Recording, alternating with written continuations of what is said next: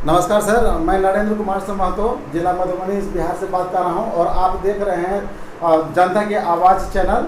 तो आज हम चलते हैं अपने एक नए विधायक प्रत्याशी से बात करते हैं। सर सबसे पहले नमस्कार सर। नमस्कार। और सबसे मैं पहले ये जानना चाहूँगा सर कि अपना शुभ नाम बताएंगे। मेरा नाम डॉक्टर संतोष सिंह कुशवाहा हुआ जी। मैं हरलाखी विधानसभा क्षेत्र संख्या 31 से रालोसपा के उम्मीदवार हूँ। हमारी जो संग्रह ये गठबंधन है grand democratic secular front GDSF, उससे उपेंद्र कुशवाहा जी के सिंबल पे यहाँ से पंखा छाप से मैं चुनाव भी मैदान में आया हूँ। अच्छा, पंखा छाप से जी जी सर।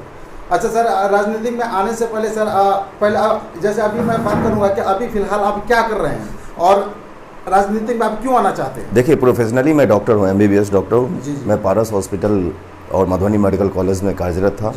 पिछले 2 साल से मैं यहाँ पे, मेरा नेटिव प्लेस है हरलाखी। अच्छा। मैं 2 साल से यहाँ पे समाज सेवी के तौर पे काम कर रहा था। लेकिन यहाँ पे मैं जो देख रहा था काफ़ी टाइम से कि जो यहाँ का सिटिंग MLA MPs लोग हैं वो उस तरह से काम नहीं कर पा रहे थे और हम अपने स्तर से एक समाज सेवी की तरफ पे काम कर रहा था। तो मुझे ऐसा लगा कि मुझे आगे भी कुछ करने के लिए, क्योंकि जनता का अपेक्षाएं बढ़ती जा रही थी और हम उस काबिल नहीं थे। क्योंकि कल तक हम जो भी समाज सेवा कर रहे थे ड्यू टू अपने प्रोफेशन से जो कमाते थे उसके आधा अपने पे खर्च करते थे, आधा समाज सेवा में देते थे। फिर मुझे लगा कि नहीं, यहाँ पे जो हमारे विधायक है अभी, उन्होंने 5 साल में इस क्षेत्र को 10 साल पीछे छोड़ दिया। तो बहुत सारे चीज़ बिंदु पे सोचने के बाद मैं सोचा कि चलिए एक राजनीति में हम लोग आए तो अपने क्षेत्र को आगे ले जाएंगे, इसलिए मैं राजनीति में आना पसंद किया। अच्छा सर, दूसरा सवाल हमारा ये है सर कि आज के डेट में जो देख रहे हैं हमारे से खास से बिहार में जो शिक्षा का बहुत बड़ा समस्या हो रहा है, तो ये शिक्षा संबंधी आप क्या करना चाहेंगे? हमारे देश में जो आप जानते थे कि शिक्षा की कमी होने के कारण लोग बेरोजगारी जो ज़्यादा है और खास करके ऐसे बेरोजगारी हमारे बिहार में बहुत ज़्यादा है। तो शिक्षा के प्रति और बेरोजगारी के प्रति आप हमारी जनता के लिए क्या कहना चाहेंगे सर? देखिए, जिस GDSF है हमारा जो गठबंधन है ग्रांड डेमोक्रेटिक सेक्युलर फ्रंट, इसमें हमारे 6 गठबंधन में हैं, 6 पार्टियां हैं और हम रालोसपा पार्टी को क्यों चुने, हमेशा मीडिया हमसे ये चीज़ पूछती है। इंडिया की पहली ऐसी कोई पार्टी है जो कि शिक्षा पे बात करती है, वो आप भी जानते हैं, उपेंद्र कुशवाहा उनका नाम है। पिछले 2 सालों में वो कंटिन्यू हर सप्ताह कुछ ना कुछ प्रोग्राम करते हैं, शिक्षा, स्वास्थ्य, शिक्षा, रोजगार, कुछ ना कुछ शिक्षा के लिए हमेशा लगे रहते हैं। तो मैं इस पार्टी से जुड़ने के पीछे एक ये भी मेरा सबसे बड़ा दिमाग मतलब सोच था। और जैसा जो मेरा अपना एक होता है ना किसी चीज़ को पाने के लिए कुछ सोचना, मेरा विचारधारा जो था वो इस रालोसपा जो है राष्ट्रीय लोक समता पार्टी, इसका विचारधारा से मिल रहा था। क्योंकि ये पार्टी, हम भी शिक्षा, स्वास्थ्य और रोजगार पे काम करना चाहते हैं। ये पार्टी जो रालोसपा है ये शिक्षा, स्वास्थ्य, रोजगार, सिंचाई, सुनवाई, कार्रवाई सब पे काम करना चाहते हैं। तो इसलिए मैं इस पार्टी से आया। दूसरी चीज़, हमारे यहाँ की शिक्षा व्यवस्था, आप हमारे यहाँ क्या पूरा बिहार की आप जानते हैं किस स्तर पे 15 साल लालू राज में क्या हुआ। 15 साल ये सुशासन सरकार नाम के लिए था लेकिन कुशासन ही चल रहा था। तो शिक्षा का जो WHO का रेशियो भी है उसमें भी देखिए तो बिहार सबसे नीचे है। तो ये उपेंद्र कुशवाहा जी एक ऐसे लोग हैं जो कि पहली इनकी ऐसी कोई पार्टी है जो कि शिक्षा के बारे में बात करती है। तो हम लोग इसलिए इससे जुड़े हैं और हम आपको विश्वास दिलाते हैं कि हम लोग यहाँ पे आएंगे तो हमारा पहला मुद्दा शिक्षा रहेगा, दूसरा स्वास्थ्य, तीसरा रोजगार।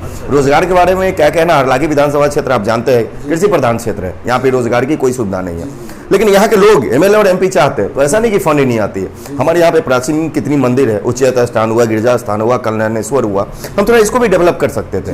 डेवलप करके टूरिस्ट प्लेस बना सकते थे, छोटे छोटे जो उद्योग धंधा है वो शुरू कर सकते हैं, करवा सकते हैं। तो उससे भी लोगों को बाहर के पलायन की जो मजबूरियां वो खत्म हो जाएगी। तो हम लोग इसी मोटो पे काम कर रहे हैं। अच्छा। और अगला सवाल यह है सर कि अभी फिलहाल जो देख रहे हैं कोरोना वायरस के कारण जो इतना सारे परेशानी हो रही है और खास करके हमारे बिहारी भाई जो अपने राज्य छोड़ के अलग राज्य में जाकर के काम करते थे और इतना सारा परेशानी हुआ, तो क्या इन पर कुछ ऐसा होना चाहिए कि क्यों ना हमारा बिहारी भाई खुद हमारे अपने देश में ही, अपने राज्य में रह करके ही अपने घर परिवार के साथ रह काम धंधा करके आएंगे? तो आप इस बारे में क्या कहना चाहेंगे? देखिए, इस बारे में 15 साल जंगल राज था, 15 साल जो है नीतीश बाबू की सरकार है। हम सिर्फ कोरोना की बात नहीं कर रहे हैं, इस क्षेत्र की हर समस्या के बारे में मैं आपसे 2 मिनट डिस्कशन करूंगा। कोरोना काल में सरकार ने बोला कि जो जहां है वहीं रहे, अपने बिहार के मजदूर को नहीं ले जाए। 15 साल वो सरकार में थे, 1 सीजन नहीं 3 सीजन। अगर वो चाहते तो बिहार में रोजगार को बढ़ावा दे पाते, देते तो आज के दिन में ये नहीं होती, पलायन होती। आप किसी भी स्टेट में देख लीजिए, बिल्डिंग बनाने से लेकर के सड़क पे काम करने वाला बिहार के जनता मिलेंगे, लेकिन काम करने के बाद वही लोग उसको गाली देते हैं बिहारी करके। अगर ये एक ऐसा नहीं कि एक साल ये रहे, एक सीजन रहे, ये 3 सीजन काम किए हैं। ये कहते थे जंगल राज लालू का है, तो 15 साल तो ये भी रहे। 15 साल में इन्होंने क्या किया है? बिहार में कोई नया रोजगार आपके नजर में है? हमें तो नहीं दिख रहा है कहीं भी।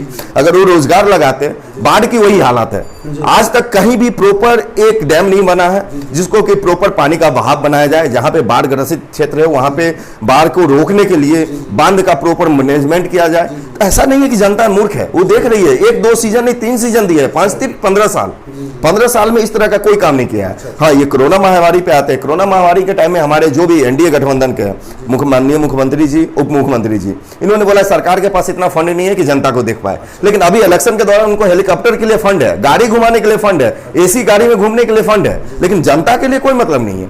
ये सब सिर्फ मूर्ख बनाते हैं और कुछ नहीं है। अगर ये काम करना चाहते तो होता। हमारी एलएसपी गठबंधन है, उन्होंने 2 दिन पहले ही हमारे माननीय उपेंद्र कुशवाहा ने घोषणा पत्र जारी किया है। उन्होंने बोला है कि हम 3 साल में सब कुछ करके देंगे। शिक्षा में इक्वल वैरायटी जो केंद्रीय विद्यालय के जैसा एजुकेशन सिस्टम है उसको हम लाएंगे। तो एक आपने 15 साल उसे भी देखा, 15 साल इसे भी देखा है। हम ये जनता से अपील करना चाहता है कि हमारे माननीय मुख्यमंत्री उपेंद्र कुशवाहा जी को मुख्यमंत्री बनने के लिए हम लोग प्रयत्न है। हमारे साथ गठबंधन में ओवैसी साहब भी है, बहन मायावती भी है, देवेंद्र यादव भी है। हम सारे मिलकर के एक तीसरा फ्रंट GDSF, जिसका नाम है grand secular democratic secular front, इसके तहत हम लोग काम कर रहे हैं। और हम लोग को विश्वास है कि इस बार अगर हमारे माननीय आचार्य उपेंद्र कुशवाहा मुख्यमंत्री बनते हैं तो हम लोग इस सारे बुंदी पे 3 साल में ऐसा करके दिखाएंगे कि जनता को लगे कि कुछ काम किया। अगर हमारी सरकार बनती है तो हम आपको विश्वास दिलाते हैं, ये जो एजुकेशन का रेट है इसको बढ़ाएंगे। और हमारी सरकार अगर 5 साल रहती है तो एजुकेशन सिस्टम को हम एक लेवल पे लाना चाहते हैं। हमारी सरकार की, हमारी पार्टी की पहली प्राथमिकता है शिक्षा में सुधार करके हम लोग चाहेंगे कि 100% पे आ जाए वो। क्योंकि आप भी जानते हैं शिक्षा एक ऐसी चीज है, गरीब हो या अमीर हो सबका बराबर का हक है। वही हमारी पार्टी चाहती है कि शिक्षा हर जगह हो। तो इसलिए शिक्षा पे पहला फोकस है हम लोग को। हम ये जनता को विश्वास दिलाते हैं कि जितने भी सरकारी स्कूल है उसको प्राइवेट के जैसा ही एक डेवलप किया जाएगा और शिक्षा एजुकेशन सिस्टम को 100% पे लाया जाए। ये आपका मोटिव है। जी, नमस्कार।